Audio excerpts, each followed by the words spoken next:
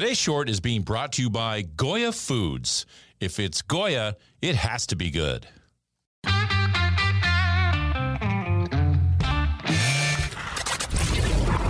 Your daily game plan for success. It's Sachs in the Morning. Steve Sachs.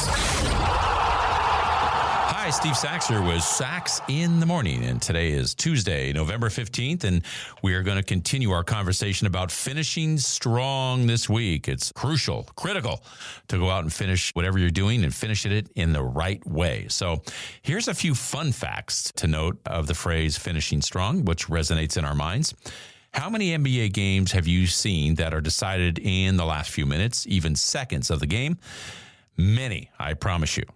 How many running events are won in the last very few steps of the race? Well, most of those are. How often in a football game does it come down who can score in the last 2 minutes? And they even give you a 2-minute warning. How about that? They're warning you that it's time to finish strong.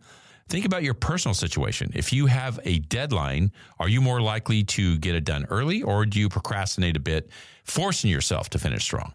That procrastination is going to be another series of shorts, but for what it's worth, that deadline absolutely gets you into the finishing strong mode, doesn't it? So let's talk about a few things that you can do in addition to our points yesterday, or as a mix of both, since you'll hear many of the same processes over and over. It's funny how things in sports, money, and life seem to be all kind of familiar in the same theme, doesn't it? What's that tell you? Well, we've talked so many times about goal setting and finishing strong. That is a must. These goals will be more time-bound than the goals that you had at the beginning of the year.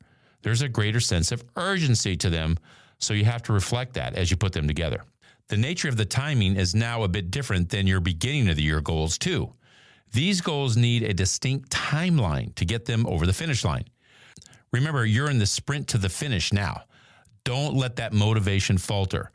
The thing that I think that really makes a difference in all this, because, we get confusion towards the end of the year. You got Christmas, you got all the holidays. It's the time of year where you really need to concentrate. It's so important that they've actually got an acronym for them. They have to be appropriate to the timing of the finish and have to be SMART. That's S-M-A-R-T. And it goes like this: specific, measurable, achievable, realistic, and time-bound. And for that, you need to write the goals down. I can't say that in a more convincing way because it is just so important. While it may look like an additional task to write your goals down instead of storing them in your memory, there are more sides to it. Two things happen when you write something down. You're documenting the goals on paper, which makes it easier to assess and audit in the future. Now, neurologists believe that you will recollect visual cues more compared to non-visual cues. Furthermore, when you're encoding these goals as they travel to your brain's hippocampus, the hippocampus part of the brain is where analysis and memory takes place. So from that point, sorting happens. Some goals are stored in your long-term memory while others are discarded. Writing facilitates the encoding process. So write these things down. So now you're well on your way to finishing strong as you've taken some of the most necessary steps to help get you there. If you're finishing strong on the positive side of things versus the other side where you're trying to salvage stuff, that also means that you've done a great job of having your year built out from the beginning. Like I mentioned in yesterday's short, don't do this alone. Sharing these objectives, the facts that you want to finish strong, the goals that you'll need to meet, and by when with somebody helps make you accountable. Now that you've got your game plan, you've got your direction, you're coming towards the finish. Do you have the momentum to get there? We'll talk about that in tomorrow's episode.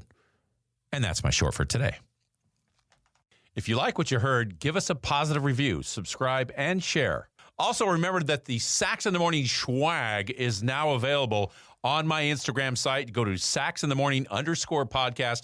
You'll see it right there on the Instagram, and just hit the link. Everything's there: mugs, hats, tumblers, you name it. Take advantage of it.